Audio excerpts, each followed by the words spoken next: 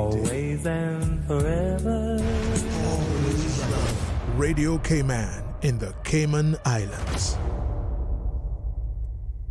The Buzz is proudly sponsored by Cayman Insurance Center, specializing in property, life, and other lines of insurance products and services. And Kirk Market. Experience a world of choice. And Automotive Art Cayman. Your car, our passion. And by Dorman Day, celebrating 10 years of opening doors to brighter futures. Visit dormanday.ky. And now, Radio Cayman presents The Buzz, an insightful and fresh take on a variety of issues that impact the local environment. This is where we address the topics that matter. Here's your host, Kathy Miller. Good morning and welcome to The Buzz. I am your guest host, ORRETT Connor, filling in for Kathy Miller. So I want to say a pleasant good morning to all of you who are listening in this morning.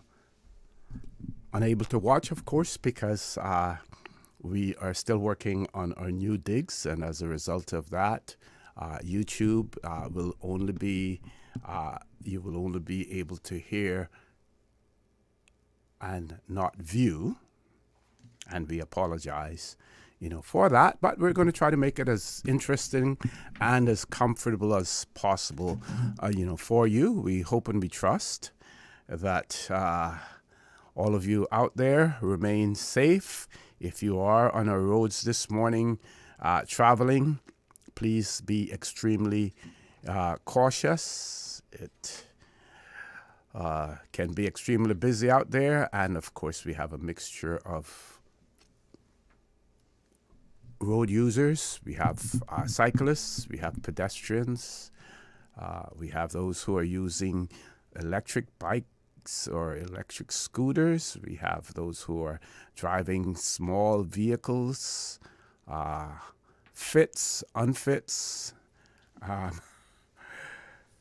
So please be careful out there. Speaking about electric scooters, and of course this is The Buzz, so we're going to focus more on business, but other issues that affect you from, let's say, a financial standpoint, quality of life standpoint as well. We probably won't have any guests in the studio this morning, so the phone lines will be open, and of course we welcome you to call in and to converse with us as well. And while it is The Buzz, and because we have no guests, we won't necessarily restrict the conversation to those areas that I mentioned before. As a matter of fact, if you know someone who's celebrating a birthday today or any other momentous occasion, we welcome you to share that information with us as well, and we will give a shout out to those individuals. So this is going to be basically a free format, open line for you to talk. I will share as much information as I can with you. We know that the 1st of January, the minimum wage came into effect. I haven't heard much more about it since then. I guess, Miss Susan, people have to wait until they get that first paycheck, right, to see what's happening, as far as that is concerned. So we won't know what's going to happen until they receive that first paycheck. Most people are not paid; they're either paid bi-weekly or monthly.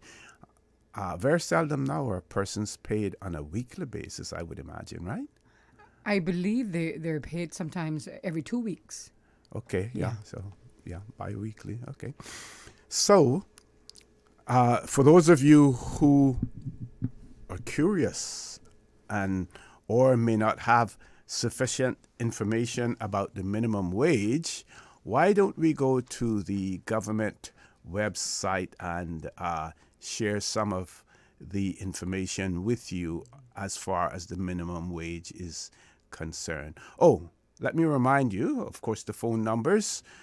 If you want to call in, or toll-free number, provided courtesy of Flo, that toll-free number, 1-800-534-8255. You can also call on 949-8037, 949-6990, WhatsApp 925-3261. So, effective 1st of January, new minimum wage in effect.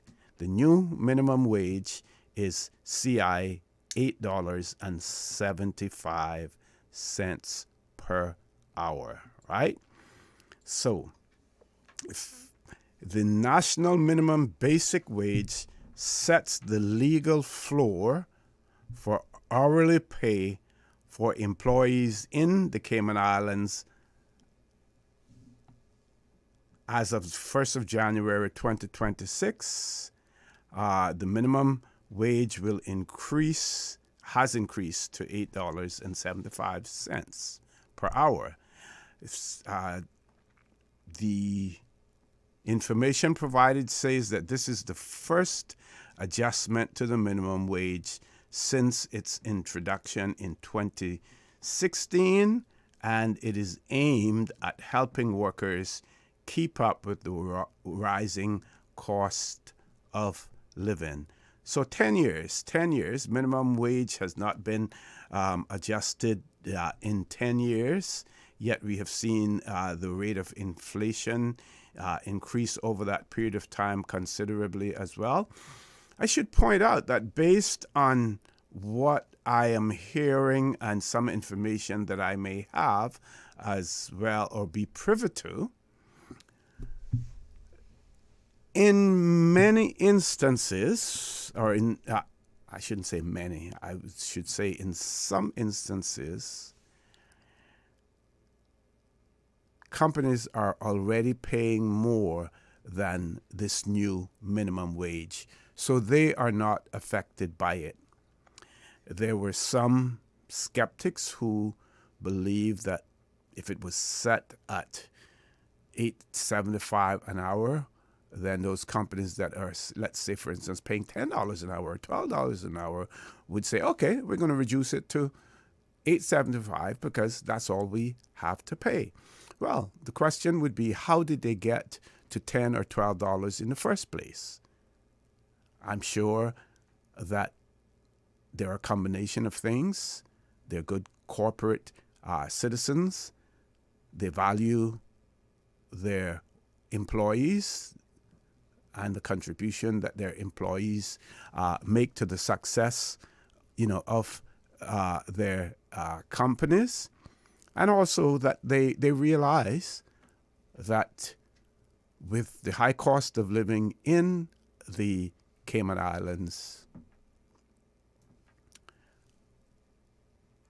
it is extremely, extremely difficult for a person to live and at the same time remit some of their wages to family back home at the minimum wage. So there are companies out there that pay more than the minimum wage as well. By the way, oh, Miss Susan, when I get up in the mornings, it's usually pretty early. Once I wake up, I can't stay in the bed. I get up. And I watch what used to be called MSNBC. It is now called MS Now. And the early show with, I'm trying to remember her name now, Vitali, I think, I'm trying to remember her name. Anyway, this morning they were talking about the weather, and this is the show that starts between 5 and 6 before Morning Joe comes on, and they were talking about the weather, and she made a remark in terms of thinking about coming to the Caymans. Oh. Of course they refer to us as the Caymans as opposed to the Cayman Islands, But again, it goes to show you that the prominence that the Cayman Islands have out there in the world in terms of our attractiveness to tourism. We're being renowned, for that. At one time, it seems as if most Americans knew more about Bermuda, so they would always be talking about Bermuda, Bermuda, Bermuda. But now other jurisdictions are being talked about as well, and Cayman plays prominently in that. But we got to send them an email, right? And explain it's the Cayman Islands. Cayman not the Islands, Cayman yes, Islands, Cayman Islands, yeah. But they can call it whatever they want as long as they- they come. Of course. Yeah, call it whatever you want as long as you come. And of course, that is why it is extremely important. And I have said on many occasions that the primary role of government vis-a-vis the business community is to provide an environment that is conducive to business activity in the Cayman Islands, that sheds positivity, as far as the Cayman Islands is concerned. And you do that by having a transparent government. You do that by having free and fair elections and a stable political climate as well. I believe we do have a caller. Yeah, we do have a caller. Let's grab the caller. Caller, good morning. Welcome to the bus. Good morning, Mr. Connor. I'm just so surprised to hear you on the buzz. Good morning. Good morning. Yes, I'm filling in. I was thinking about that the year 2026. I would sort of roll back some of my activities in the first week. back in 2026. I'm filling in already, but I enjoy it, and anything for Radio Cayman and the people of the Cayman Islands.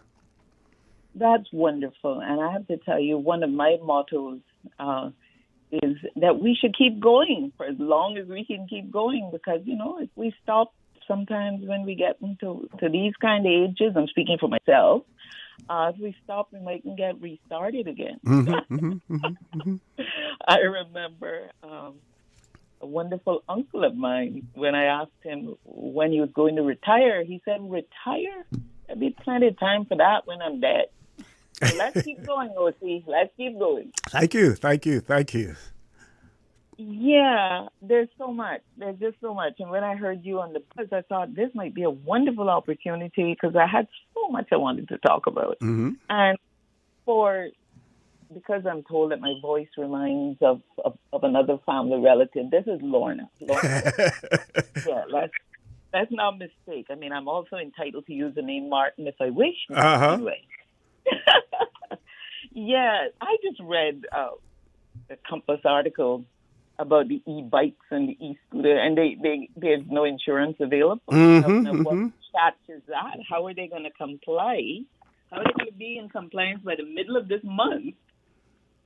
And there's no insurance available. Anyway, that, in my opinion, is a fairly small ticket item, even though the possible implications could be quite big. And in my narrow mind, I think it's very small compared to other things we have on the agenda. So I'll actually get straight to the point of... Okay.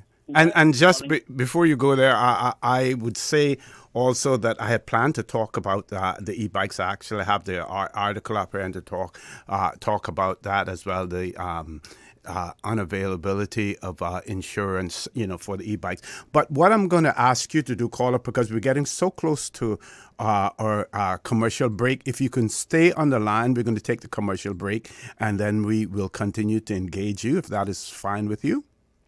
Absolutely, I will. I have unlimited credit. I can hold, and when I come back, just give me my touch. Excellent. But there's something with the connection, though. I keep hearing this interference. Should I call in on another line? We're hearing her fine. We're hearing you fine. That's fine. We're good. If you can tolerate what you're hearing and it doesn't interrupt your train of thought of anything, that's fine. Okay. No, I'm good. There's no problem. So when Okay. you come back. Folks, please stay tuned. The Buzz will be back shortly. The Cayman Islands boasts of a long, colorful, and rich history. In tribute to our roots, Radio Cayman, the voice of the Cayman Islands, is pleased to bring you the Historical Vignette Series, brought to you by Rotary Central. For more than 110 years, Rotary members have used their passion, energy, and intelligence to take action on sustainable projects. The Cayman Islands, He hath founded it upon the seas. Spurgeon Andrew Ebanks, OBE, JP, 1914 through 1994. Spurgeon Ebanks served as headmaster in the government schools in North Side, Spot Bay in Cayman Brac, and West Bay from 1935 to 1946. He went to sea for a period of 6 years, returning home to manage his business in West Bay. He served as the sub-collector of taxes and customs for West Bay.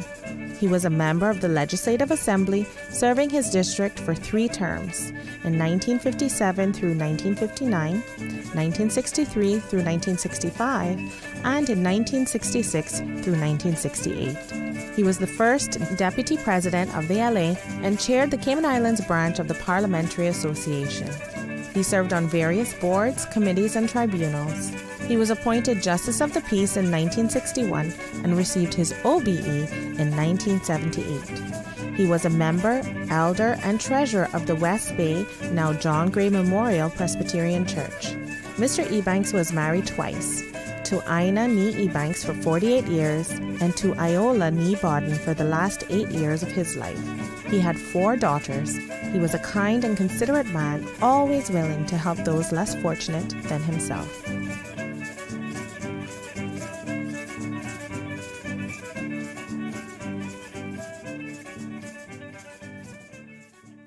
Since 1993, Rotary Central has worked diligently each year to provide quality bus shelters to our community. A traveling convenience to our school children, the elderly, young people going to work, guest workers, and visitors using the public bus. We, Rotary Central, help you, our advertisers, make it happen. Your marketing dollar travels a far way. Positioning your message, your product, your services, your presence in over 83 bus shelters. Every dollar you spend, every advert you place helps to build another bus shelter, providing modest comfort for Cayman travelers. Reserve space now on the only billboard medium in the Cayman Islands. Email rotaryshelters@gmail.com. rotaryshelters@gmail.com. The Bus Shelters, a partner in community convenience. Another inspiration program by Rotary Central Cayman Islands. Looking for fresh, healthy food that's full of flavor? Then you've got to visit Kirk Market. Our dishes are made with fresh, high-quality ingredients. Enjoy vibrant mixed greens or satisfying pasta salads. Or try one of our delicious grill options like blackened chicken, spicy beef steak, or grilled salmon. Looking for something light and flavorful? We've got sushi rolls and poke bowls prepared daily. And don't forget to explore a hot bar or Billy Fresh salad at the salad bar. Stop by Kirk Market today for breakfast, lunch, or dinner and taste the difference. Eat well, live well with Kirk Market.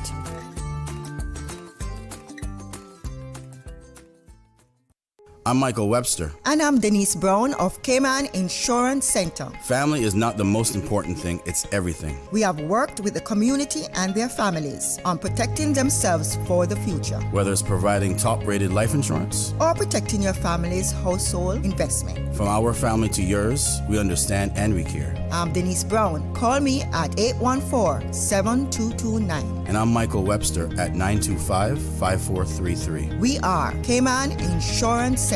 Specializing in property, life, and other lines of insurance products and services at an affordable rate. We are Michael and Denise at Cayman Insurance Center. Call today. The Buzz with your host, Kathy Miller.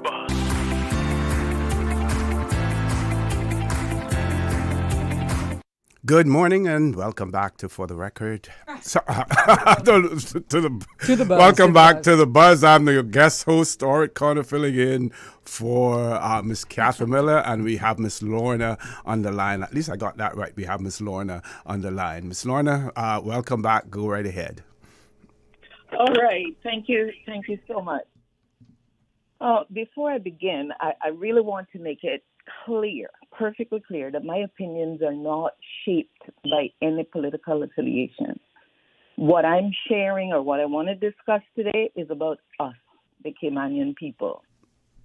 And my intention is not to be associated with any party, because there's good, bad, and ugly in all of our established groups right now. I think for the most part, we have a very, very good government. That really is my feeling.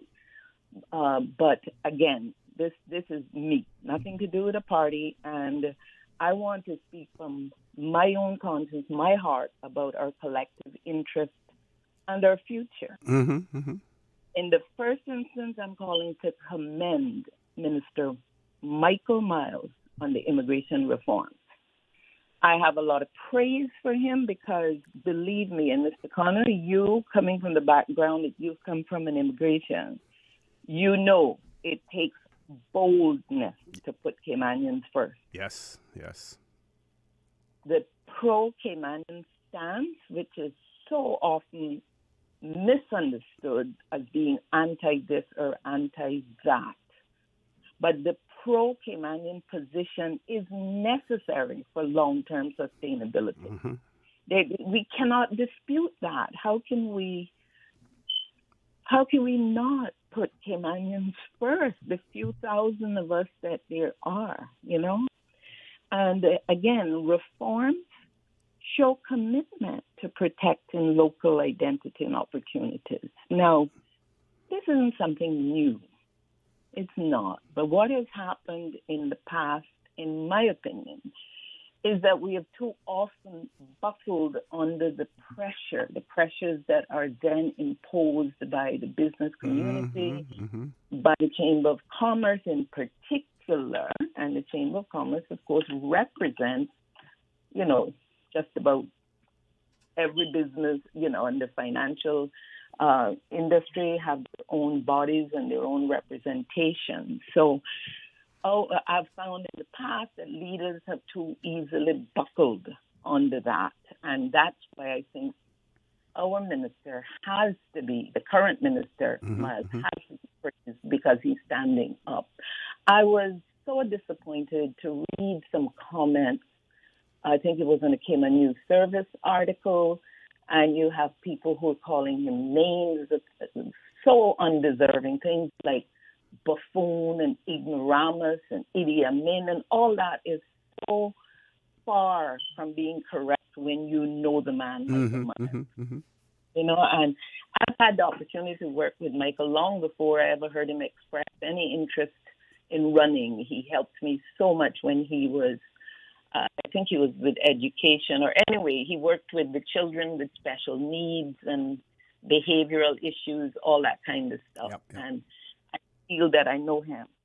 So anyway, we need this commitment to protect our local identity. And we have to acknowledge, I mean, without a doubt, Cayman's global role. We're a major financial center with international firms, international clients, and yes, we must have a certain amount of experience and that international touch. Now, many, or I don't know if it's many, but in the last few years, we have more Caymanian professionals who are recognizing that they should work internationally and get some of that required work.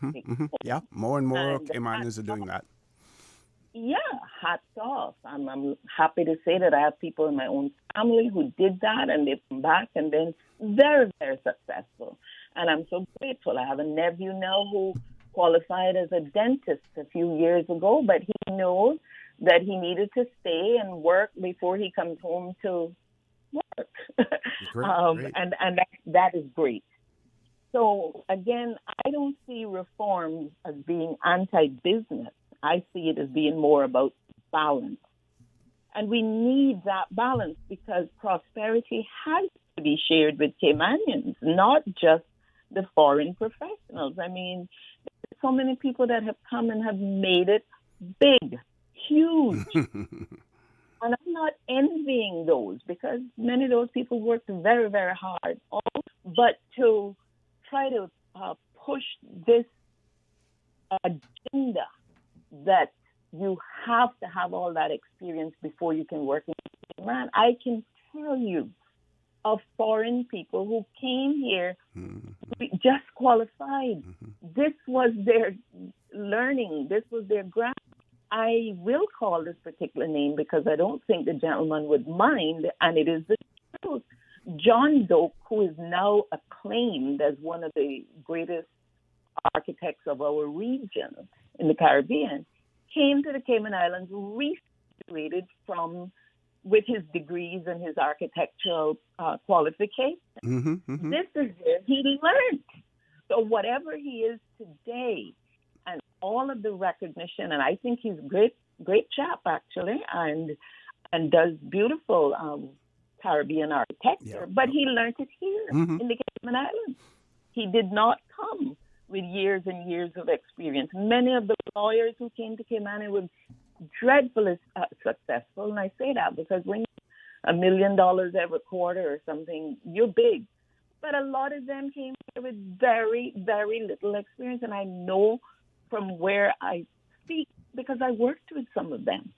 I'm not young. I'm in my 70s now. I started my professional working career back in the early 70s when we were just taking off, you know, when the people were coming here, some from the Bahamas that already had some experience and some with absolutely no experience. So don't tell me that Caymanians can't learn on the job and become successful as well. And, you know, there's a local sentiment that is revving up and it's getting louder. Feeling how it is. If we don't benefit from this prosperity, you know, what's the point? We're going to make sure then that perhaps you won't either. And how do you do that? When we look at history, right here in the Caribbean, why did we allow ourselves to get to this point where we're going to repeat the same mistakes of the Bahamas and other places? Why did we allow ourselves to get to this point where we literally have to destroy the industry? We have to burn down the buildings, figuratively speaking. We have to get rid of them and start over from scratch. Why? Why does history keep repeating itself? We just don't learn. Well, there has to be a reset because this thing about highest GDP growth and the highest standards of living has to translate into real benefits for our own people. Exactly, yes. And not just a handful. I mean, I am happy that we have some Caymanians who are living way up there and they're still very good people, still humble, still helping, but it's a handful. Do you agree with that? I agree. And caller, I would also say that those of us who have been tracking our history, and you mentioned this earlier, this whole populist feeling, this Caymanians first feeling, we have never seen it being expressed so openly and so resoundingly than we are seeing now. And we have to be cognizant of that. We have to recognize that, and we have to react to it. And when I say we, I'm including our politicians, as well. We have about 1 minute before we go to our 8 o'clock news. Ms. Lorna, but go right ahead. Let me squeeze this in quick. So there has to be a reset. This is the most important part of the call. There will be collateral damage. There will be fallout. But a reset is necessary in order to protect Caymanians' future. Now, we know we're a resilient people, so Caymanians have to be ready to adapt to certain things that are going to be worse before they get better. We have to be able to adapt to that for long-term gain. And, the property market challenge, just look at that. The prices have skyrocketed. Property values have gone to where the ordinary Caymanian is being priced out of the housing market. So the reforms are to try to set right this imbalance. So in closing, I say Minister Michael Miles deserves credit for putting Caymanians first and for doing it so boldly.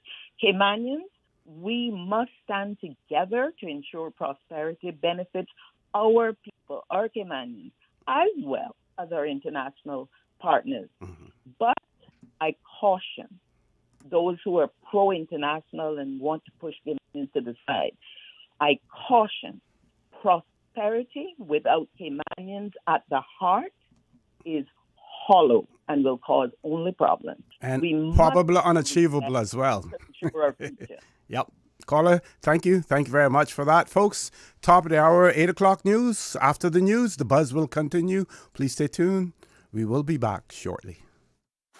Yesterday, Today, always and forever. Radio Cayman in the Cayman Islands. For today's biggest news. Radio Cayman, the voice of the Cayman Islands.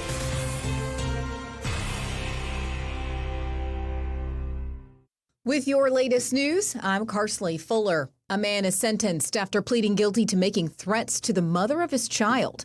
Here's Radio Cayman's Jevy Ebanks. 26-year-old Nathan Hayes had earlier pled guilty to a 2025 charge. Back in August, Hayes collected the child from the home of the mother when he says the child told him that the child had been taken to a hotel room where his mom was with another man. Upon hearing the news, Hayes contacted the mother to let his dismay be known, during which he threatened her and that he would be, quote, happy to go to prison over it. He reportedly further told her that if she disrespected him, he would make an example of her. In sentencing on Wednesday, Magistrate Gunn heard from a social inquiry report that the actions of Hayes was out of character, despite his admittance to a previous incident in which he assaulted the mother. The court also heard that he had a previous run-in with the law for a common assault charge, which resulted in no conviction being filed against him, as well as at least 5 other complaints from the police stemming from incidents with the mother of his child. Magistrate Gunn sentenced him to a probation order of 18 months, following all mitigating circumstances as well as his early guilty plea. Jevy Ebanks, Radio Cayman News. A special corridor for crabs. The ministry is working to try and put underpasses across the Queen's Highway to let the black crabs from the Salina Reserve cross to the north side of the road. Department of Environment's Fred Burton recently updated the National Conservation Council on draft plans related to colonial nesting seabirds, blue iguanas, and old George bromeliads, as well as some potential protection plans that the unit is currently researching, like for Grand Cayman's land crabs. The underpass, if constructed, would go from land adjacent to the Salina Reserve under the Queen's Highway and into undisturbed beach habitat where, quote, blue iguanas would love to nest and where crabs can go to sea. What happens when land either side of that road develops? So in a way, it's a temporary fix unless we can protect the land both sides of the road. Another crab species, the red shank, is also in trouble. Red shanks here are almost extinct because people use crab bait. You poison crabs in your backyard so you don't get holes in your lawn. This is widespread practice. And it's one of the things that we think maybe we should try to ban in the conservation plan. That being said, Mr. Burton says the DOE is mindful that there must be a compromise. And if we ask for too much, Cabinet won't pass it. So we're going to have to try and get at this step by step, or at least try to write a plan that we think's got a chance of passing. You can watch the full NCC meeting on the DOE's YouTube channel. And tomorrow is your last chance to weigh in on Cayman's future fishing regulations. Here's Radio Cayman's April Cummings. The Ministry of Health, Environment and Sustainability has launched a new survey to learn more about how people fish across the Cayman Islands and what they think about a plan that would restrict fishing by non-Caymanians with some exceptions. Working with the Department of Environment, the ministry says it wants to better understand local habits and opinions before drafting new legislation. Residents can take the survey online at publicconsultation.gov.ky. Officials say all responses are anonymous and will help shape future legislation aimed at ensuring sustainable fishing for everyone. April Cummings, Radio Cayman News. Now with a check of international news, here's the BBC, which takes us out of the newscast. I'm Kersley Fuller. BBC News with David Harper. Israel says it's encouraged by the Lebanese military's efforts to disarm Hezbollah, but has warned more needs to be done. The army in Lebanon says the south of the country is now free of non-state weapons. Israel accuses Hezbollah of breaching a ceasefire by trying to rearm.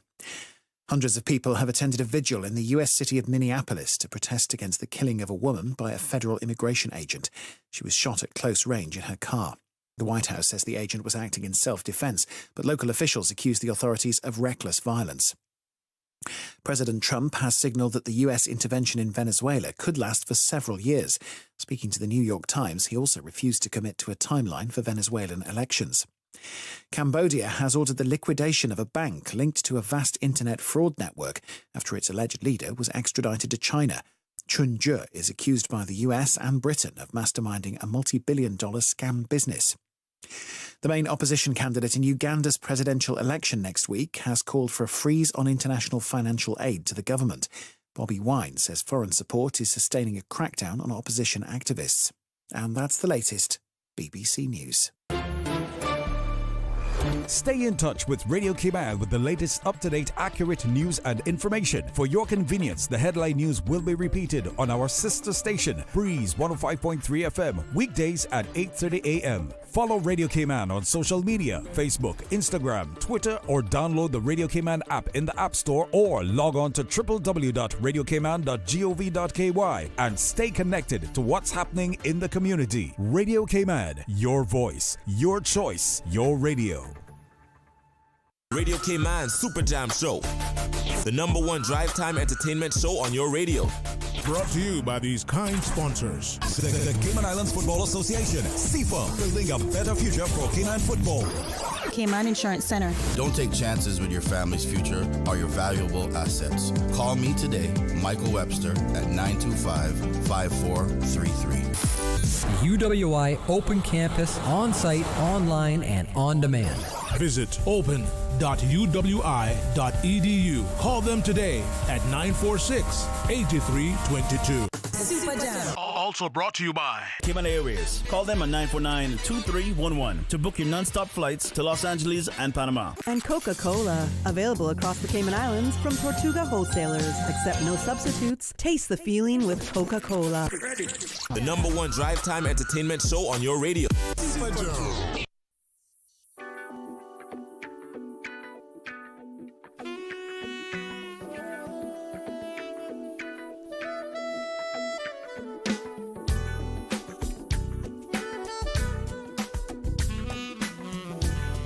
Pleasant good morning. Let's take a look at the latest weather report.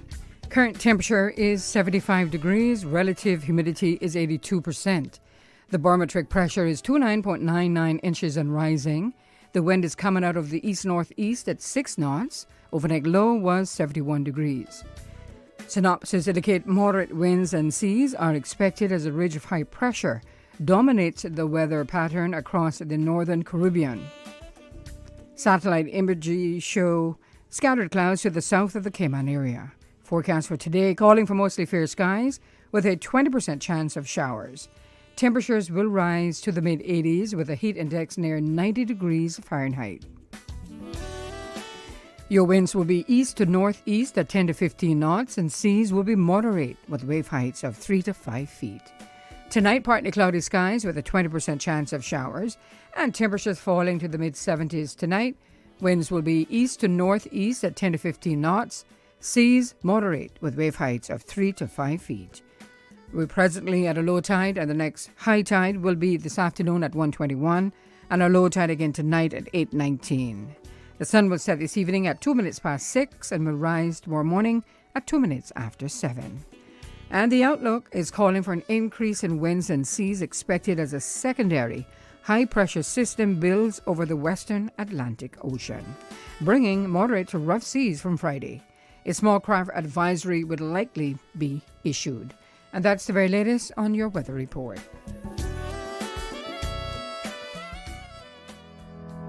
The Department of Agriculture advises the public of their new operating hours for the Grand Cayman Commercial Center, formerly known as the Sales Warehouse, and the planned nursery. Effective December 1, 2025, The new hours are Monday to Friday from 8 a.m. to 3:30 p.m., Saturdays from 8:30 a.m. to 12:30 p.m. The facilities will be closed on Sundays and public holidays. The DOA thanks you for your continued support. The traffic report is brought to you by Subway. Enjoy a delicious start to your day with breakfast from Subway.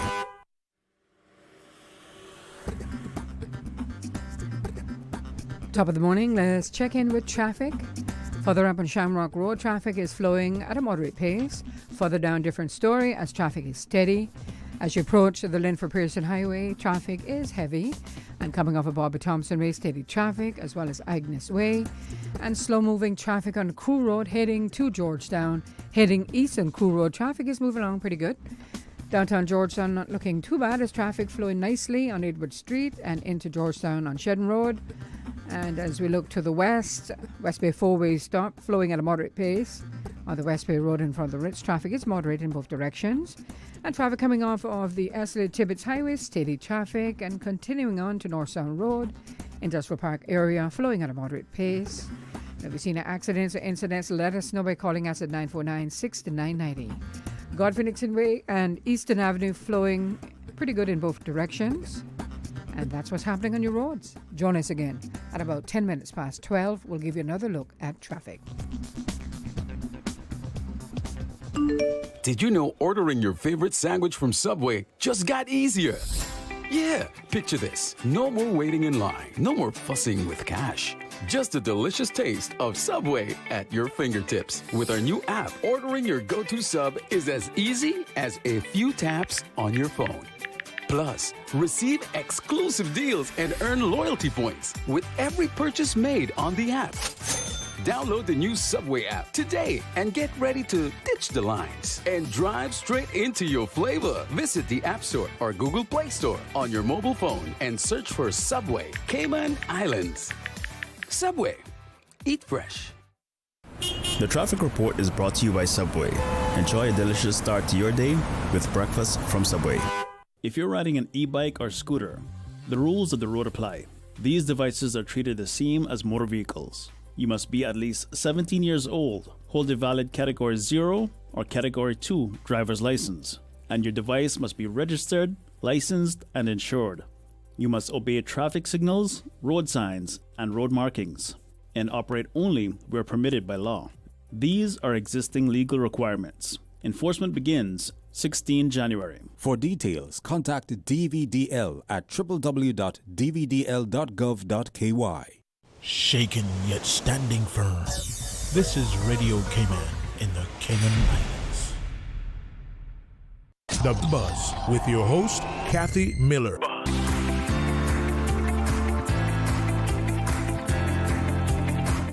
Good morning and welcome back to The Buzz. I am your guest host, ORRETT Connor, filling in for Miss Kathy Miller. We're talking, basically, we don't have, an agenda this morning of sorts. We want to talk about anything that you want to talk about. One of our listeners has written in and said, please mention this on the talk show. It should be only a certain percentage of Caymanian population on work permit from one country at a time, maybe 15 to 20%, no more than that from one country. When expats from one country becomes too much, that culture takes over and Caymanians become second-class citizens. Yeah, so we understand exactly what the writer is saying. If we allow one entity to become the dominant one, then our culture becomes threatened, and that is what part of what the fear that people have here in the Cayman Islands. And folks, for those of you who may think that that is radical, it isn't. It is natural. That is a natural feeling Think of it, you in your house, and then all of a sudden, you end up with others that you either have invited in, or for some reason they have to be in your house, and then they become more than you, but not only in terms of numbers, but they demand other things, or they require you to then have to provide other things, for them as well. It is a natural occurrence. And when we see larger jurisdictions reacting to this as well, with a population of 80,000 people, folks, and 3 islands of 144 square miles in total, somewhere around there. You're going to feel it even more. You're going to notice it. You're going to see it, even more as well. So it is natural. But get first to the person who sent the WhatsApp message in. At one point in time, this would have been in the 90s, that in the directions that were received from Cabinet, then Executive Council, basically said that when the work permit population of one country, it shouldn't exceed it by a certain amount, and when that happened, then what you would put on work permits, or you wouldn't allow recruitment from those particular jurisdictions. That changed because it is not easy. Well, in this day and age with artificial intelligence and everything else, you know, it is possible. You could do it. But would you call it social population engineering is extremely difficult. It is very difficult. But there is still something in place because there are certain immigration work boards that have the ability to say to companies that are applying for work permits that you should seek to recruit from a different geographic area, because when we look at your numbers and we look at the number of persons from any particular jurisdiction, we see that they're exceeding others, you know, by far. And as a matter of fact, some companies have said, we have that concern as well, because in our business entity, we want to ensure that there is appropriate and adequate balance as far as nationalities is concerned as well. You know, we want to have a more globally representative company as opposed to being dominated by any one nationality. But I would caution you, while I say that, it is my opinion that those sentiments, those are exceptions rather than the rule. Because we also see many companies hiring from one jurisdiction over the other. And there may be various reasons for that taking place. While all jobs are required that require work permits have to be advertised, and they have to be advertised on the work portal, Jobs Cayman portal, we shouldn't ignore the fact that many jobs are obtained through word of mouth.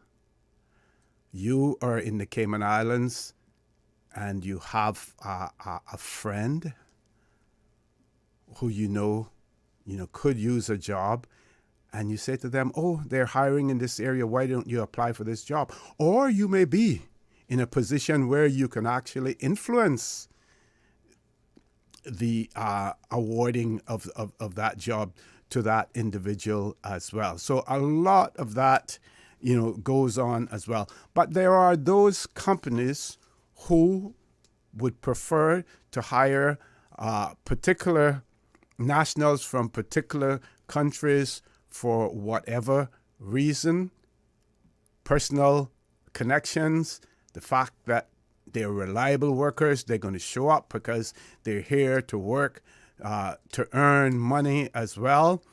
Or it may be because they're prepared to accept lower wages. There could be a multitude of reasons, why this is taking place.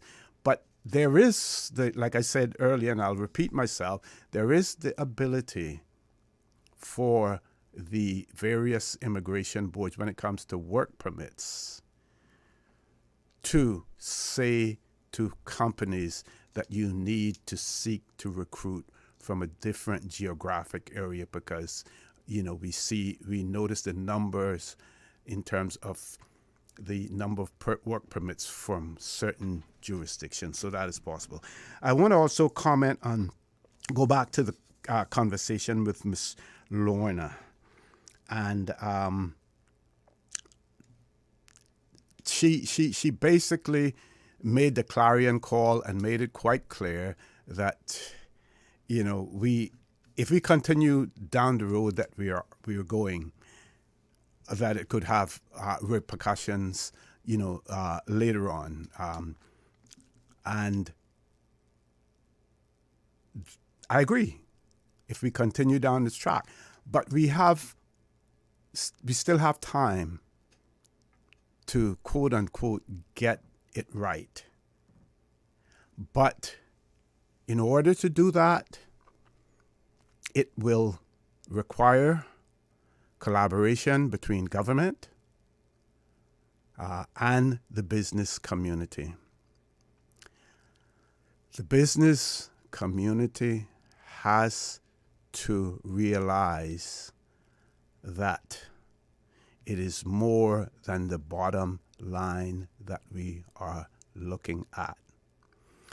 And when I say the business community, I include those businesses who have what is called a local companies control license, which means that is a company that is non-Caymanian owned, not required to be 60% Caymanian owned, but their license is only for a limited period of time.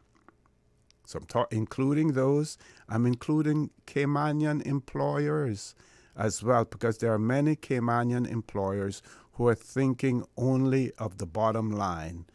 And their attitude is, yes, we need to do something about it. We want you to place restrictions. But you know what? Do it to the others. Place the restriction on the others. Don't place them on me. So they're for it as long as it doesn't affect them, as long as it isn't directed towards them. So let's go back and look at the minimum wage. Like I said, we haven't heard a whole lot about it, and maybe that first paycheck coming along, we will see what the feedback is. At the same time, we know that most people are paid either biweekly or on a monthly salary as well. So we'll see what the repercussions are, and then I guess after the first quarter, we should get some reports from the Economics and Statistics Office in relation to what the trends that they're seeing and their reports as well. So some of the key highlights in relation to the minimum wage, like I pointed out earlier, 1st of January 2026 is when it came into effect. Also, that the current minimum wage of $6 per hour has been in place since 2016. For service employees of an employer that has a gratuity scheme approved in writing by the Department of Labor and Pensions, the minimum wage goes to $6.56 per hour. I believe that used to be at $4 an hour before. So if you are an employee in the service industry and you and your employer, or your employer has a gratuitous scheme that has been approved in writing, of course, that's important. It has to be in writing by the Department of Labor and Pensions. Then your minimum wage goes up to $6.56 per hour. And that's CI dollars, folks, CI dollars. What is the purpose of all of this? The purpose is to ensure fair play for Cayman's workforce and improve quality of life for residents. Now, many will argue and say, well, that $8.75, won't do all of that as well. Well, it will improve the situation. It certainly will improve the situation. Question is, and I'm going to put this out there. Some of you, if you, any of our listeners may have had any experience in this area. I did hear someone a few days ago mention the fact that they went to a particular establishment and the item that they normally purchased, it was increased by $4, and they were told that this increase was because of the minimum wage increase as well. Are you seeing any of that taking place out there? We would want to hear from you to see if that is the case as well. Of course, that would be expected. There are some companies, of course, that would be able to absorb that increase in the minimum wage and not pass it on to their customer, but to absorb it themselves, which means then that their profit margin would decrease as a result of that. But they can do that as well. Oh, see, I was told, and very good source, that some of the businesses started to increase their prices from early December, maybe $1 on a particular item. So when it comes into effect, the wage, the minimum wage, and which came into effect this January 1st, it wouldn't be, such a big amount. So they were kind of increasing their prices maybe in December, the 1st of December. In anticipation. Yeah, interesting. Yeah. Well, sorry, without going too far with it, this particular story that I heard had to do with a fast food restaurant.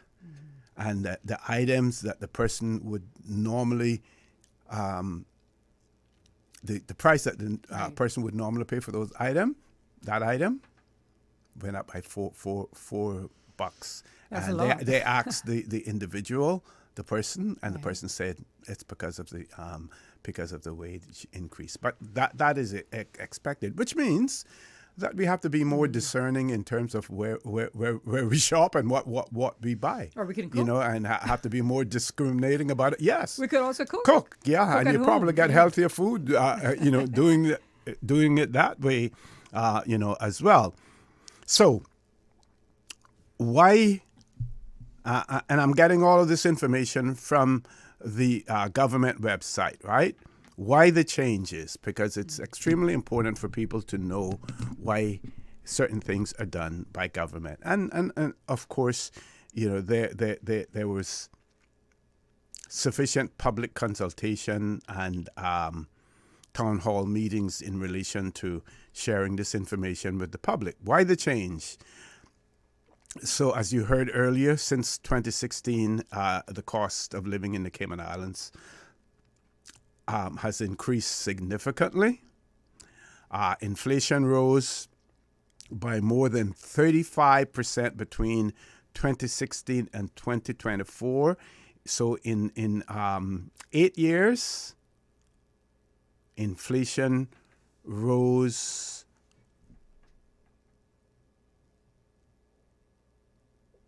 by more than 35%. That's almost like about 5+% per year. That's not good. Reducing the real value of wages, and also studies by the International Labour Organization, known by the acronym ILO, and the Minimum Wage Advisory Committee found, and I think that was chaired by Mr. Lemuel Hurlston, found that the old $6 CI wage no longer met workers' basic needs. The increase to $8.75 per hour helps restore purchasing power and provides a fairer standard for workers while balancing the needs of employers and the economy as well. Folks, we have to take a commercial break. Please stay tuned. When we return, we'll continue to share information with you as far as the minimum wage increase in the Cayman Islands is concerned. Took effect on 1st of January 2026. Please stay tuned. I'm Michael Webster. And I'm Denise Brown of Cayman Insurance Center. Family is not the most important thing, it's everything. We have worked with the community and their families on protecting themselves for the future. Whether it's providing top-rated life insurance or protecting your family's household investment. From our family to yours, we understand and we care. I'm Denise Brown. Call me at 814-7229. And I'm Michael Webster at 925-5433. We are Cayman Insurance Center. Specializing in property, life, and other lines of insurance products and services at an affordable rate. We are Michael and Denise at Cayman Insurance Center. Call today. Looking for fresh, healthy food that's full of flavor? Then you've got to visit Kirk Market. Our dishes are made with fresh, high-quality ingredients. Enjoy vibrant mixed greens or satisfying pasta salads. Or try one of our delicious grill options like blackened chicken, spicy beef steak, or grilled salmon. Looking for something light and flavorful? We've got sushi rolls and poke bowls prepared daily. And don't forget to explore a hot bar or Billy Fresh salad at the salad bar. Stop by Kirk Market today for breakfast, lunch, or dinner and taste the difference. Eat well, live well with Kirk Market.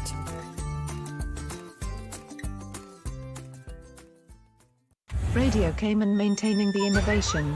On a daily basis, making it easy to connect with you, our listeners. Add us to WhatsApp today, 925-3261. That's 925-3261. Radio Cayman. Send a text or voice note. Message us at 925-3261 on WhatsApp today and get active with Radio Cayman. Radio Cayman, the voice of the Cayman Islands. Radio Cayman, maintaining the innovation. The Buzz with your host, Kathy Miller.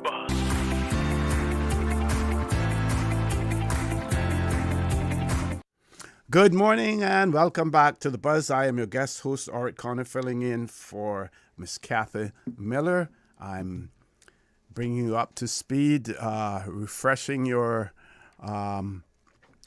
memory in relation to the minimum wage increase. This may impact some of you directly. I would say that indirectly it's going to impact all of us, because we don't have everything for ourselves. We have to purchase. And as you know, here in the Cayman Islands, almost every business has persons who are work permit, who are on work permits. Some have their businesses governed by the minimum wage, what they're allowed to pay. And like I pointed out earlier, there are some who are already paying more than the minimum wage. So, this doesn't affect them as well. But of course, we did get recommendations from a minimum wage committee that was set up. They did all of their due diligence and consultations and everything and came up with this figure. So we'll see, how it works out. So we know that the change took place because inflation rose by more than 35% in 8 years, reducing the real value of wages, and also that studies by the International Labour Organization and the Minimum Wage Advisory Committee found that the $6 wage no longer met workers' needs. And as a result, it is expected that this increase to $8.75 per hour will help restore purchasing power and provide a fair standard for workers while balancing the needs of employers and the economy.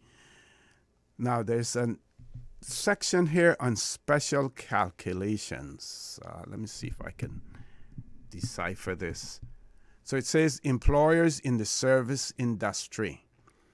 If you already have an approved gratuities scheme, the minimum wage will be $6.56 per hour, which is an increase from the previous rate of $4.50 per hour. I believe I may have said $4 an hour, but it's actually $4.50 per hour. Importantly, employees are entitled to keep all gratuities they earn on top of their regular wages as well. And we know also that there are certain industries and companies where gratuities form the major part of a person's wage or salary as well. Okay, so the other one is live-in household employees. Live-in household employees. They must still be paid the minimum wage of $8.75 per hour. Employers may apply up to 25% of the national minimum basic wage, which is no more than $2.19 per hour, as credit for accommodations and utilities. This means the minimum cash wage that must be paid to a live-in domestic worker is $6.56 per hour. This credit applies only to live-in household domestics. So if you have a live-in household, you are allowed to apply up to 25% of the minimum wage as a credit for accommodations and utilities. That amount is $2.19 per hour from the $8.75 per hour, which then brings the domestic worker, and folks, the emphasis is on live in, then to $6.56 per hour. And again, the emphasis is it is only for live-in workers as well. We have a caller? We have some WhatsApp messages coming in. Okay. One said, how will it be monitored to see if employers are in compliance? Well, I would say that the reliance is going to be on the employee if they're not getting sufficient wages. But we know there's a caveat there. We know where the problem lies. We have had this age-old problem from day one when work permits were introduced into the Cayman Islands. That at one point in time, the law was silent in terms of who would pay the work permit fees. So that's how employers got around that. But when the law became specific and said that it is the employer's responsibility to pay any fees associated with with a work permit, including things like the medical and all of that, right? You never knew that the employer was paying for the work permit until there was some contention between the employer and the employee, and then they complained to the authorities. And I had to also pay my work permit fees, and it's still happening today. Why is it happening? Simply because those employees find themselves in an uncompromising position where if they complain, they lose their job. So they have to make the choice. And it is a binary one. It's a binary choice.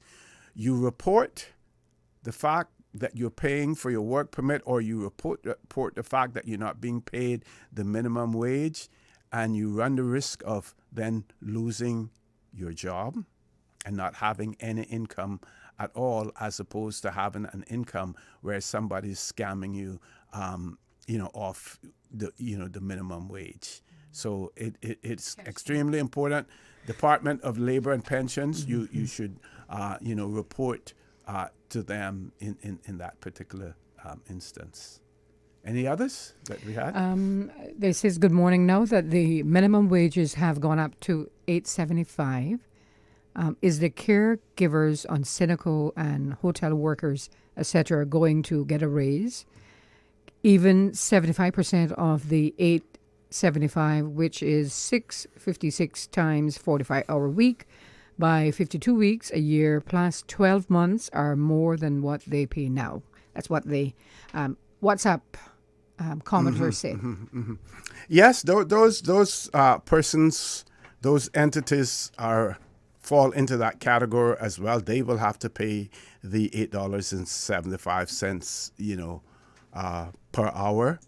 And again, the emphasis and the distinction is placed on living household employees, that you're allowed to deduct 25% of that $8.75. And this is a long one, Mr. Connor. It says, good morning, OC.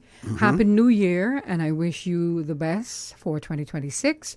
Regarding the minimum wage discussion that you are presently having, I have heard that a number of hotel firms are informing their employees that gratuities will be reduced by 20 to 30% to counterbalance the increase in the new minimum wage. I am confident, this is what the commenter went on to say, that this is illegal and that the government and the Department of Labor and Pensions must educate residents and business owners on the rules of the law, as well as provide weekly educational material in the public domain to guide everyone on the consequences of not complying with the new changes. Yep, if that is occurring, and then it needs to be brought to the attention of the relevant authorities. In the tourism industry, hotel, especially the hotel, the whole issue of gratuities has always been a contentious issue. I remember the days when managers and supervisors and everyone were benefiting from those gratuities as well, when they were not supposed to do so. I think the law has clarified all of that now. But I'm going to continue to go through this information on the website here, and I don't believe that they're allowed to make those adjustments as far as the gratuities are concerned. But we will see as well. I have another WhatsApp message here. This person says, regarding the minimum wage, I remember hearing Woody Foster of Foster Supermarket saying that they were already paying $9 an hour. Yep, that is true. That was their established minimum wage. Of course, there are many other contributing factors like higher cost of work permits. True. Also, we cannot ignore the increase in costs of goods coming into the Cayman Islands due to the exorbitant tariff increases imposed by the United States. Most of what we import here comes via the United States, regardless of where the product was manufactured. That is also true. That is real. That is so true, as well. The other thing, of course, I was not on the minimum wage committee, but curious to know how much feedback was received from work permit holders, themselves, as well. Because we have to be honest that in most instances, this minimum wage thing is more applicable to work permit holders than anyone else. And to see the feedback that we get from them, in relation to their ability to be able to survive. We know some of them, unfortunately, are scraping the bottom of the bucket to be able to survive in the Cayman Islands as well. Folks, time for a commercial break. The Buzz will be back shortly.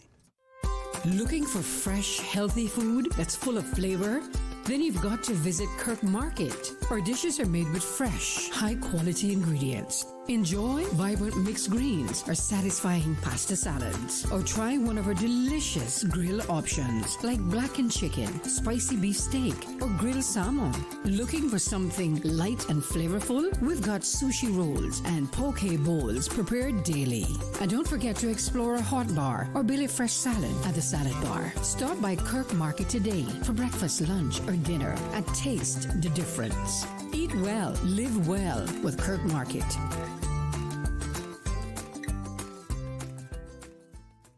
Happy New Year from Vigoro. Ready to bring new life to your home and garden? Visit our best in Cayman Home and Garden Centers for all your gardening needs. From vibrant plants to stylish decor, Vigoro's got what you're looking for. With over 40 years of experience and multiple Governor's Awards for excellence in design, we're the pros at turning garden dreams into reality. Big or small, residential or commercial, our award-winning team is here to help you grow. Make 2026 your greenest year yet, Cayman, with Vigoro by your side. The Buzz with your host, Kathy Miller.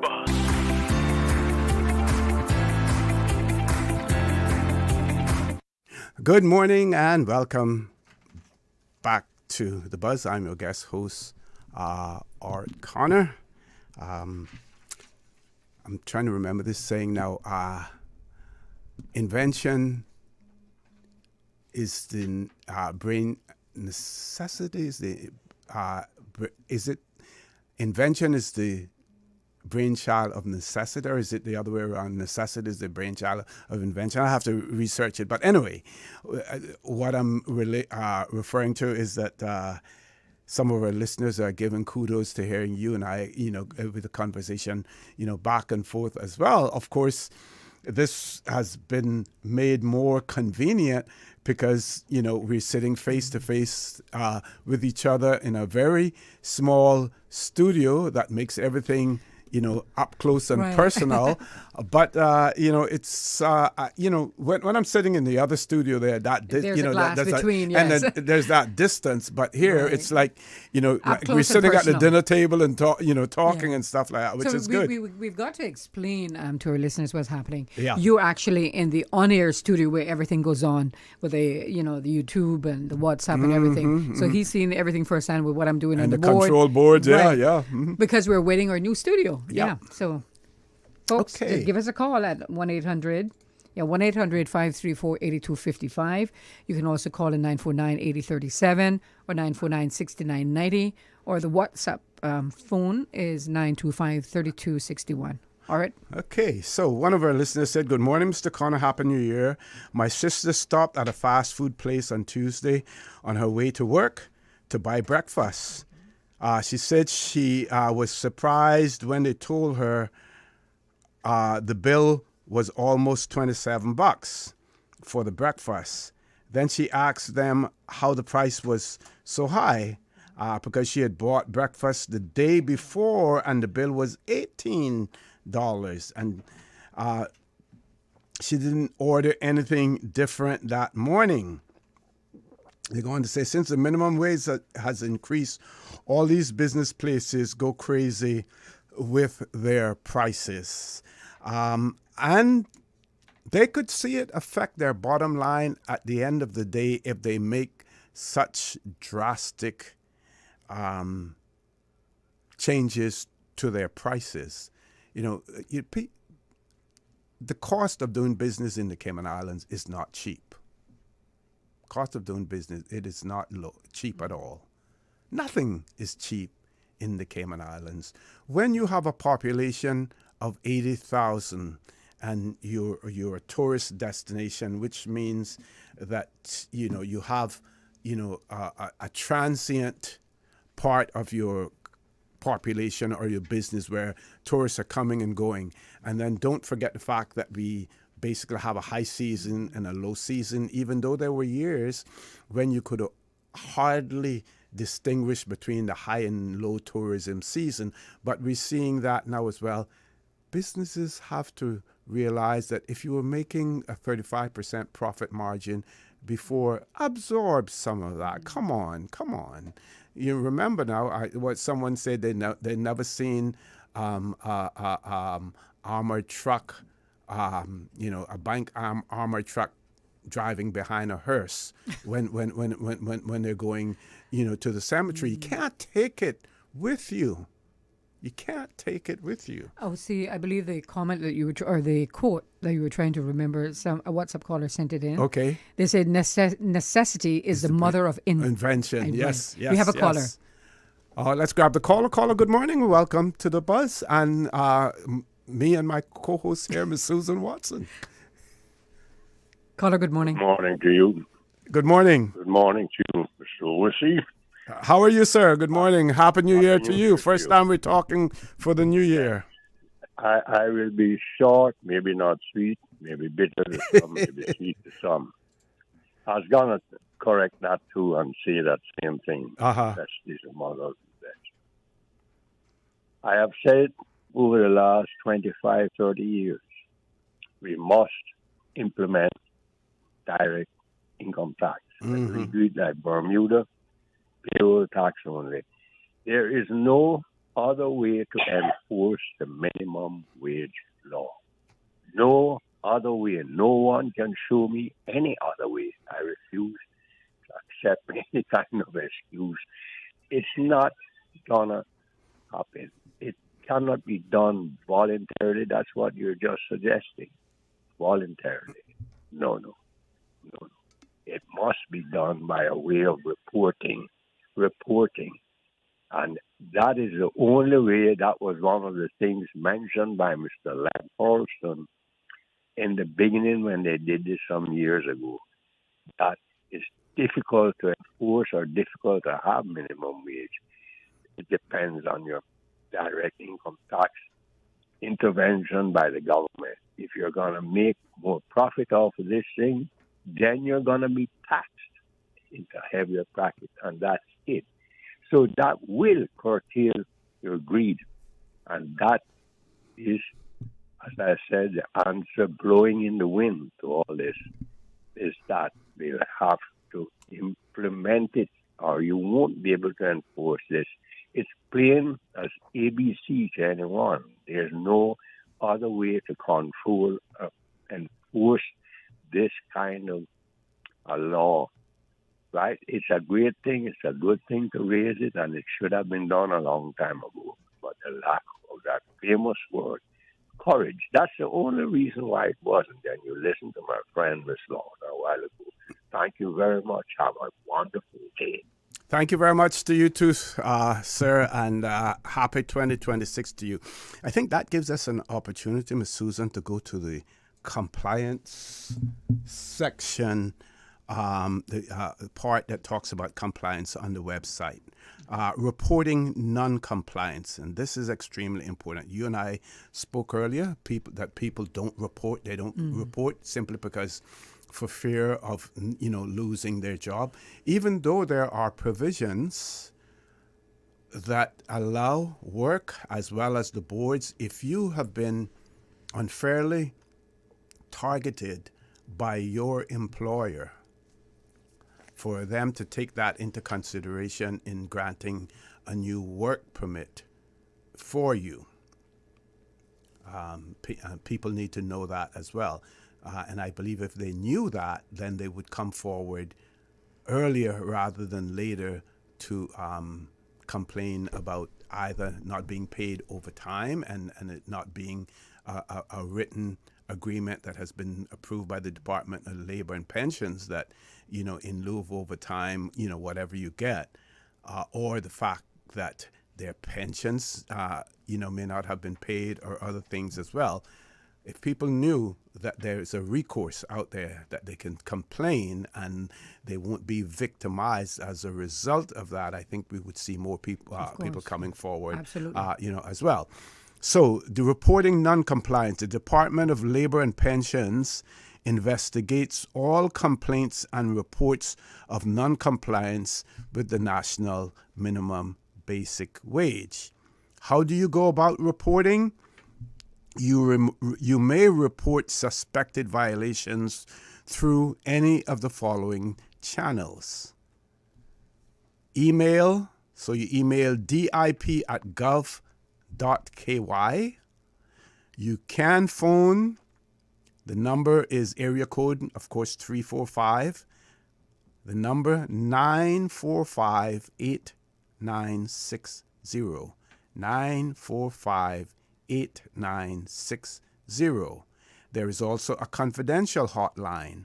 That number is 945-3073.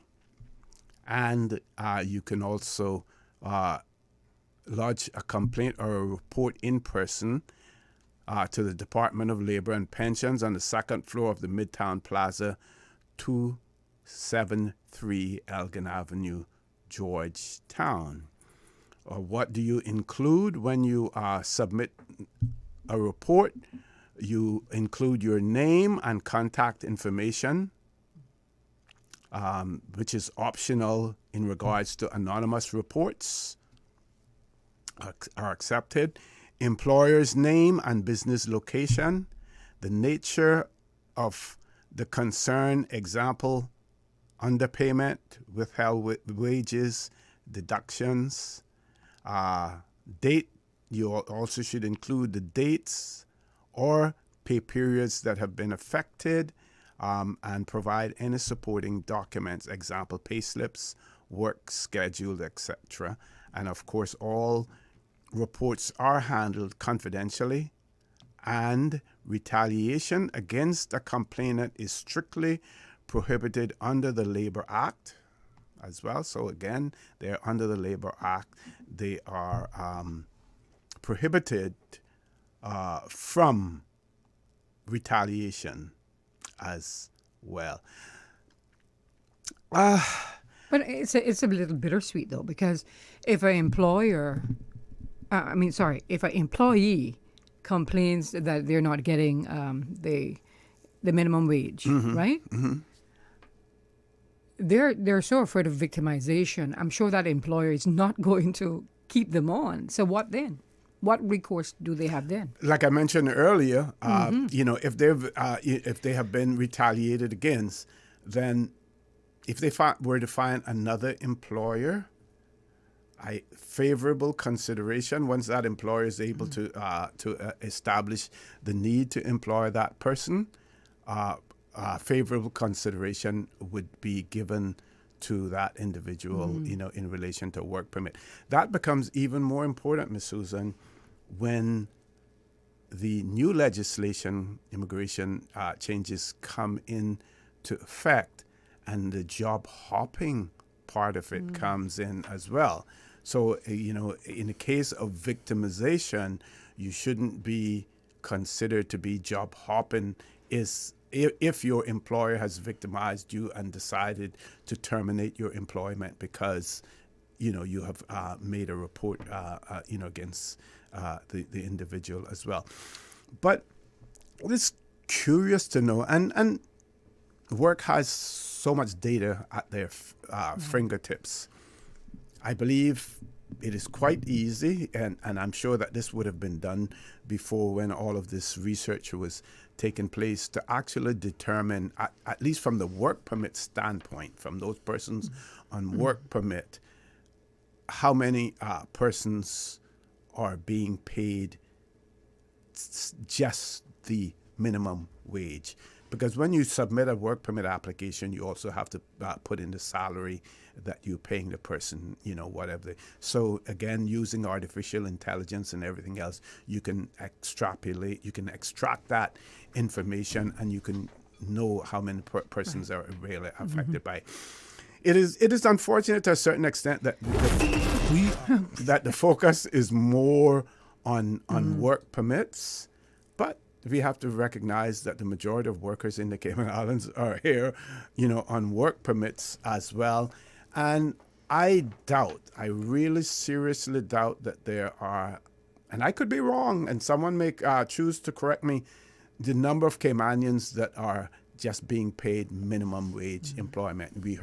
We saw what one of the messages that one of our listeners sent to us, saying that the Forsters group, Woodard Forsters, they pointed out that they always pay above the minimum wage. Kudos to them. Yep. There's another establishment as well, Kirk Market, I believe they do the same, and many establishments, because there are employers out there with a conscience. Yes. And they realize that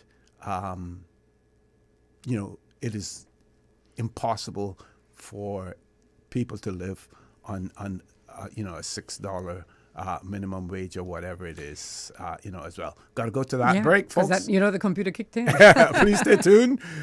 The Buzz will be back shortly. From Radio Cayman's newsroom, this is Headlines. Local, regional, international news.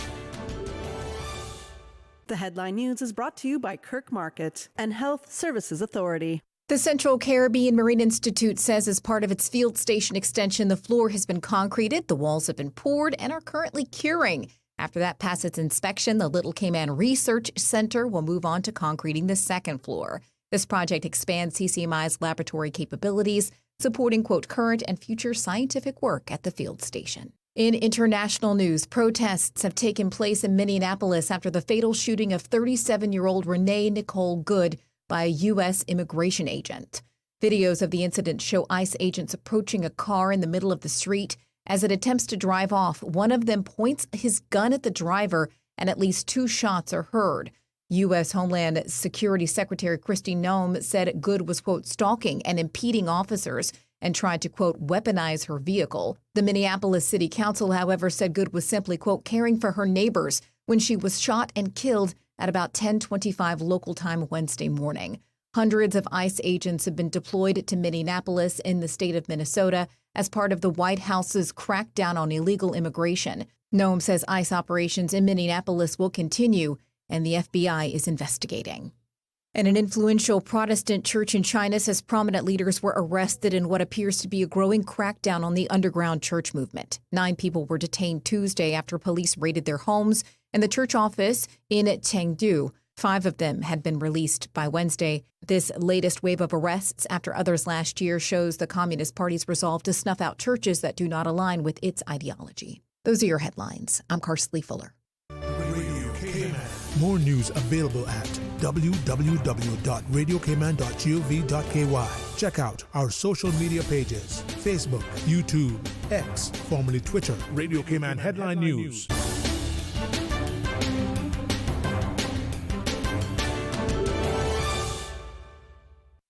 At HSA, we strive to provide the highest standard of care with compassion, integrity, and dedication. And so we say thank you, Cayman, for continuing to make us the most awarded organization on island by voting us the best of Cayman Islands in 9 medical categories. Your support reminds us why we do what we do, to serve the Cayman community with kindness and excellence. To find out more about our award-winning services, visit hsa.ky.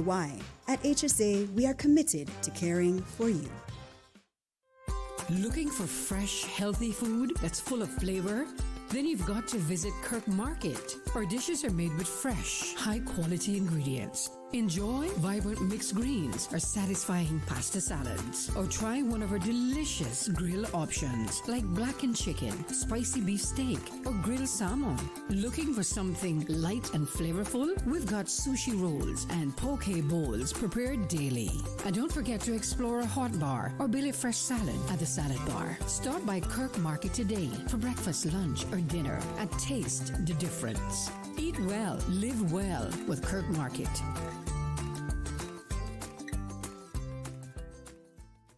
The Buzz with your host, Kathy Miller.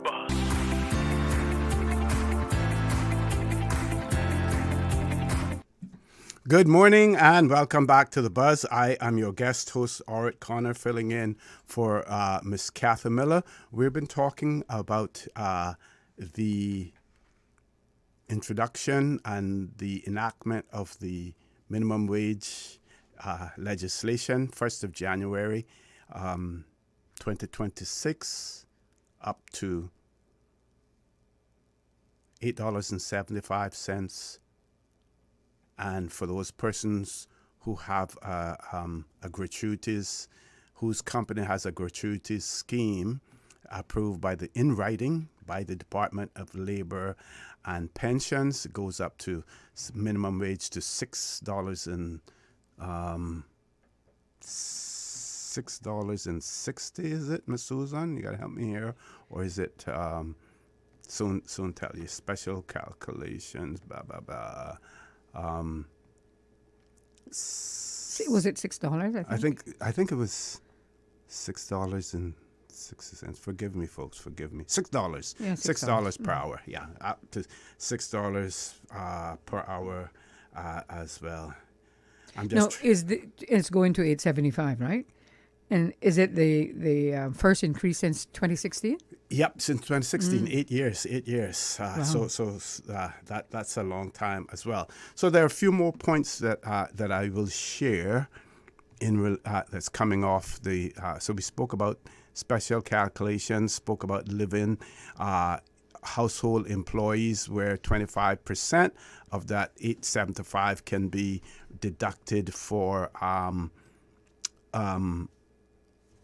accommodation and utilities.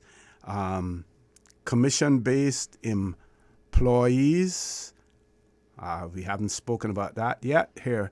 So commission-based employees, they must still be paid the minimum wage of $8.75 per hour, and no more than 25% of the national minimum wage, again, which is $2.19 per hour, can be counted from commission. Importantly, employees are still entitled to keep all commissions that they earn on top of their regular wages. So if you're working on commission, then no more than $2.19 out of that $8.75 can be counted from commissions.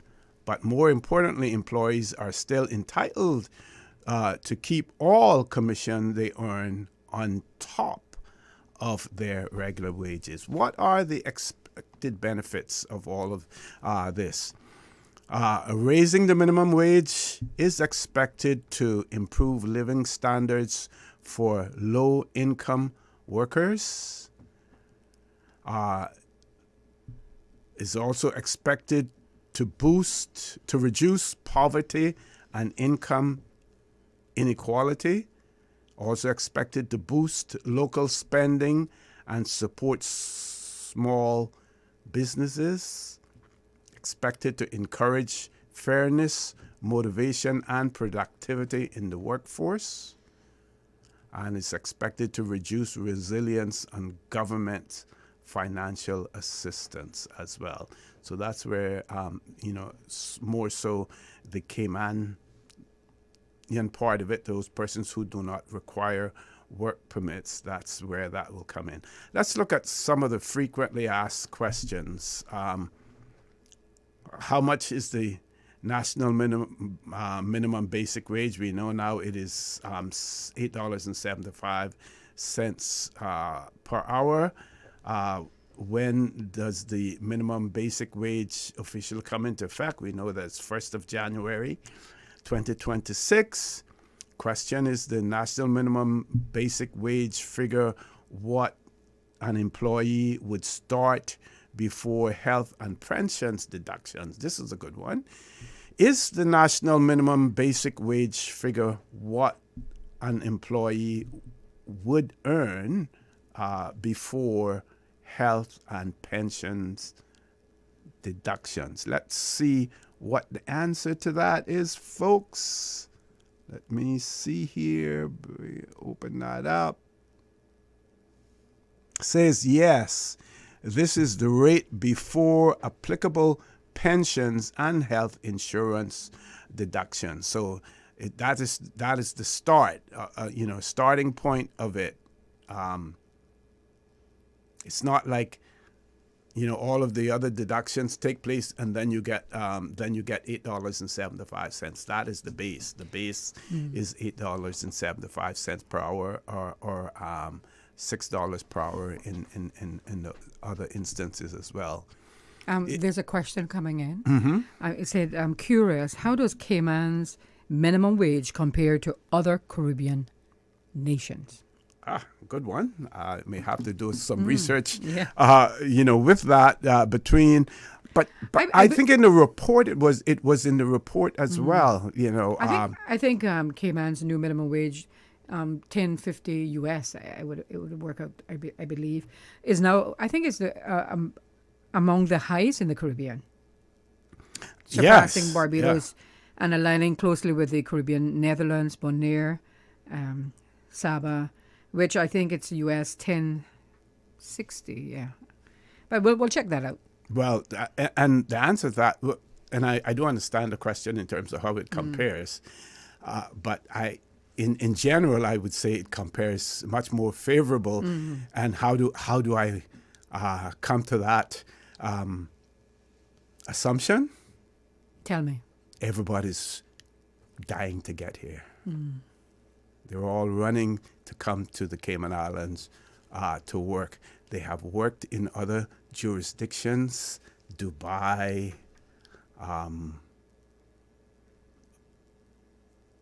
especially in the hospitality industry. They have worked at hotels in other locations, and they end up right here in the Cayman Islands, as well. Okay, let's look at some of the frequently asked questions and see which ones are relevant. Who is exempted from being paid the national minimum wage? Another good question. So the national minimum basic wage does not apply to self-employed persons. So if you're self-employed, you pay yourself what you want to pay yourself. Juveniles, and that is a person under the age of 17 years who is required by law to attend school. So it does not apply to juveniles, or those are persons under the age of 17 years who are required to attend school, and charitable organizations. One registered and accepted as such by the Director of the Department of Labor and Pensions, and also churches. One would ask the question, why are charitable organizations exempt, and why are churches exempt? What makes their employees, other than the fact unless they are volunteers, Ms. Susan, what makes their employees or their organizations so special that their employees should not be able to receive the minimum wage? Is it because they're already paying above that? My answer to that would be no, because there are other companies that are paying more than that now, and they haven't necessarily been specifically identified and exempted, from this, as well. Good question. And to the question asked earlier about how the minimum wage in the Cayman Islands compared to other Caribbean region in the region. Cayman is now at the top tier of the Caribbean minimum wages, reflecting its high cost of living. Barbados and Bahamas sit in the middle range, but still far below Cayman's level.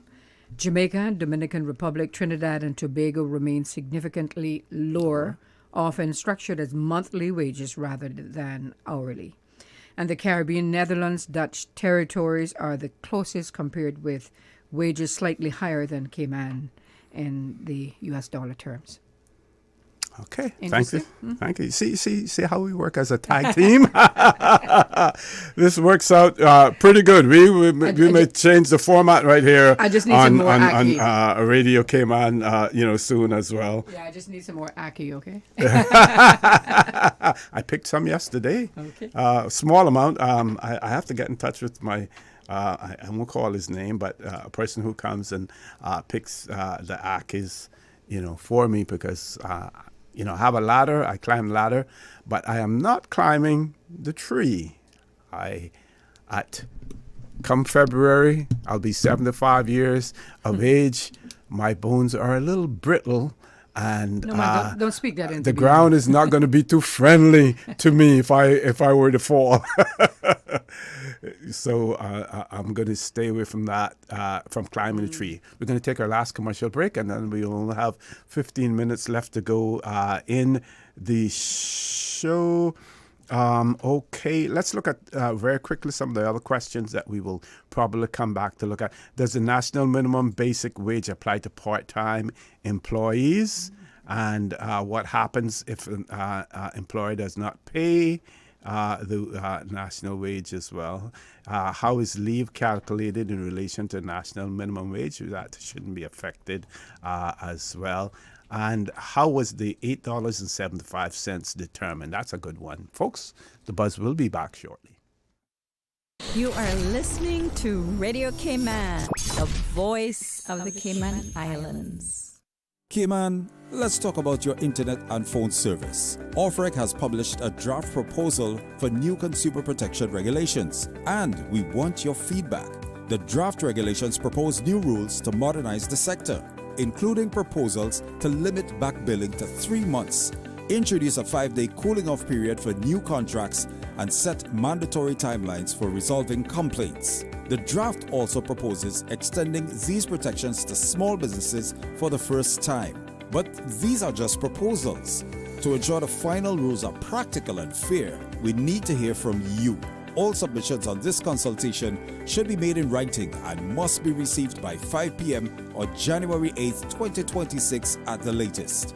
For more information, visit orreg.ky/consultations or email consultations@orreg.ky. ORRETT, working toward a fair and reliable digital economy.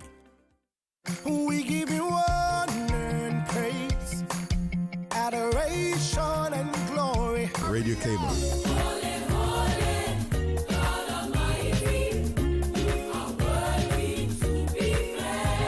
Praise time. Praise Him, praise Him. Come and let's praise the Lord. Come and let's praise the Lord. Praise Him in the morning and in the evening. Oh, let's praise the Lord. Praise time in the morning. Praise Him, praise Him. Weekdays 6 to 6:30 a.m. Radio Cayman, waking you up. Rock my soul in the blues of my favorite. Rock my soul in the blues of my favorite. Praise time. I know He cares. He'll always be there. Oh, yeah. Praise Him, praise Him, praise Him. Praise time. Set your clock for 6 a.m. or you will miss it. Radio Cayman maintaining the innovation. On a daily basis, making it easy to connect with you, our listeners. Add us to WhatsApp today, 925-3261. That's 925-3261. Radio Cayman. Send a text or voice note. Message us at 925-3261 on WhatsApp today and get active with Radio Cayman. Radio Cayman, the voice of the Cayman Islands. Radio Cayman maintaining the innovation. The Buzz with your host, Kathy Miller.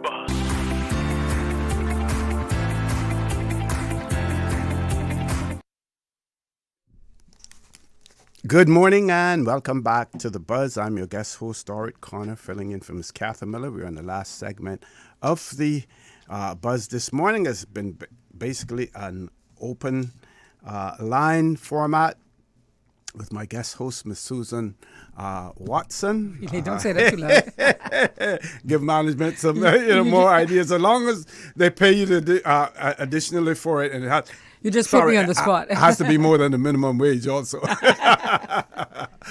There's a caller on the line. Okay. Caller, good morning. Good morning. Good morning. How are you? Happy New Year to you. I'm well. This is Peter Schmidt here. Good Yes, morning sir. to you both. Thank you. I just wanted to put in a quick comment before the program ends. Sure. I was driving before, sorry, so I finally stopped. What I would like you to make a point of before you close the show is to urge anyone that has received a written document about their salary or their gratuities being cut because of the increase in minimum wage should forward that to the Department of Labor, because I think that's criminal, and I don't think you should let it take a hold, or everybody else will follow that is on the gratuity system, and those people will not see the benefit of the increase in the minimum wage. They will continue to get the same total amount of earnings on their paycheck as for the minimum wage increase. And I think that would be a tragedy. Okay, Mr. Peter, are you aware of is the gratuity, the amount of gratuity, is that set in legislation as well?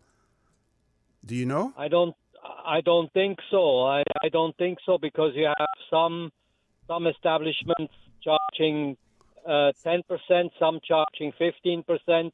And some had the audacity, despite increasing the prices of their products, to increase the gratuity to 19%. Now that's a fifth of the cost of the purchase that they slap on top of it, and that, in my opinion, is outrageous. 15% I have got used to, and I will pay for good service, but I don't think it's legislated. And the only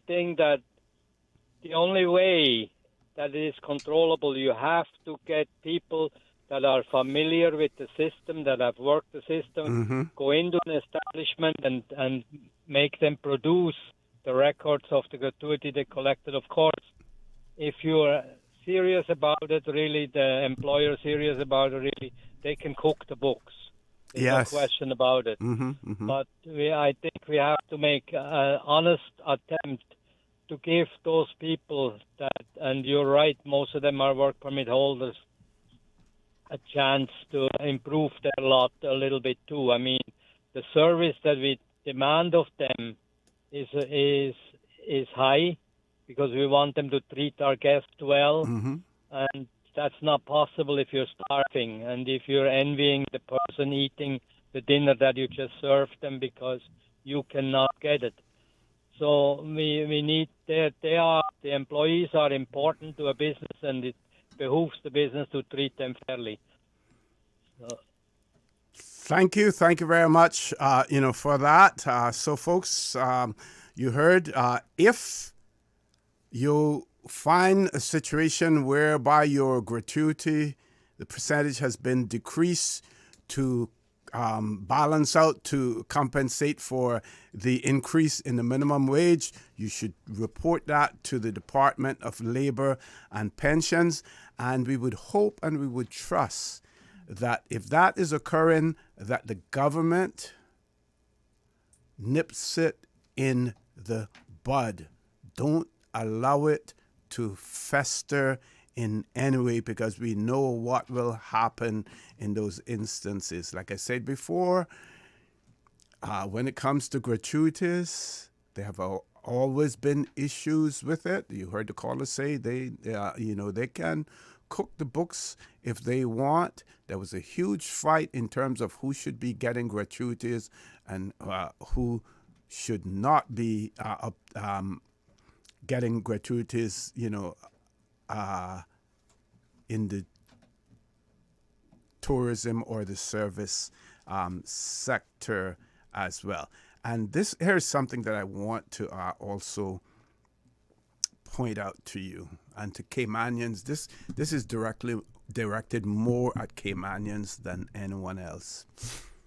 We know that there is still a game that is being played that adversely affects Caymanians, that discourages Caymanians from applying for jobs in the hospitality and tourism industry, because the companies are required, when they're advertising jobs, to advertise what the basic wage is that will be paid for a position. They're not required to advise of any additional benefits that may accrue. It is not unusual, I don't know what the figures are, but I will tell you this much, that those persons working in the hospitality industry, especially in the hotels and even in restaurants, service industry as well, they make a huge amount of money. It is not unusual for their annual salaries to be anywhere between $50,000 and $60,000 per year. Why is that? Because the companies do not tell you that you can and will earn additional money as far as gratuities are concerned and how that can be done. So if they're trying to entice someone from overseas, they will say to them, oh, you can make $60,000 per year in this particular occupation. And they will tell you how. They don't tell the local person, they don't tell the Caymanian that when they apply for a job.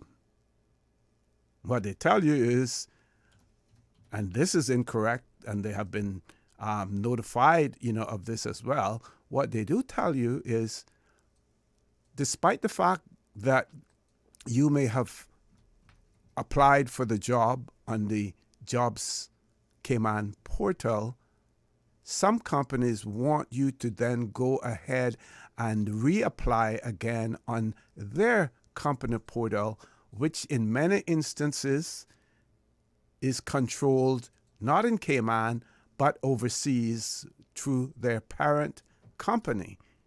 This has been happening, and they have been advised that there is only one application portal that Caymanians have to apply on, that you have to apply on, and that is the Jobs Cayman portal.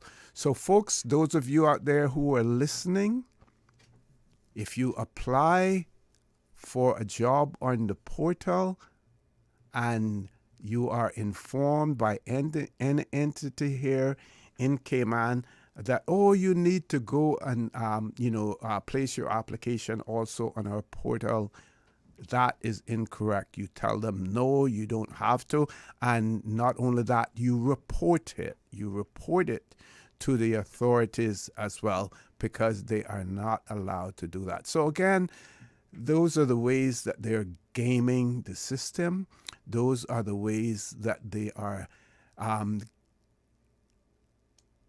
that they have a systemic way of discouraging Caymanians from applying for some of these jobs because they simply don't tell you the benefits that occur from it and the amount of money that you can make. So you look at an advert and you see $6 an hour, or and you say, well, I can't live on $6 an hour. But the work permit holder getting $6 per hour, but they're getting gratuities as well and making up to $60,000. So they are attracting the work permit holder here by telling them how much they can earn, and they're discouraging the Caymanian by saying, we're paying you $6, per hour, as well.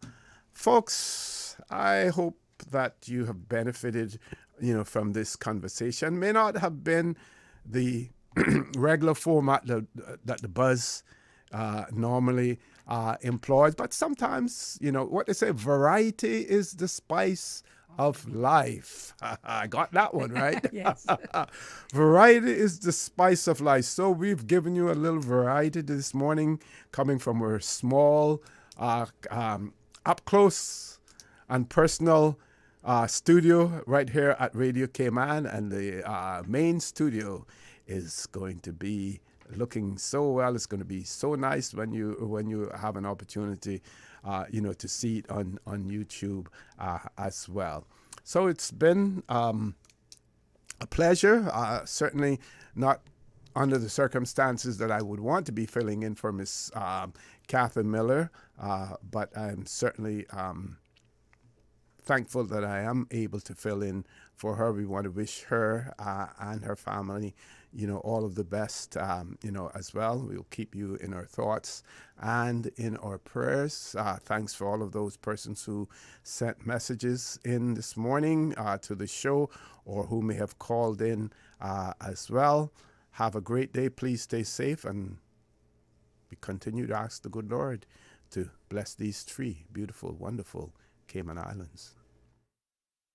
The Buzz is proudly sponsored by Cayman Insurance Center, specializing in property, life, and other lines of insurance products and services. And Kirk Market. Experience a world of choice. And Automotive Art Cayman. Your car, our passion. And by Dorman Day, celebrating 10 years of opening doors to brighter futures. Visit dormanday.com.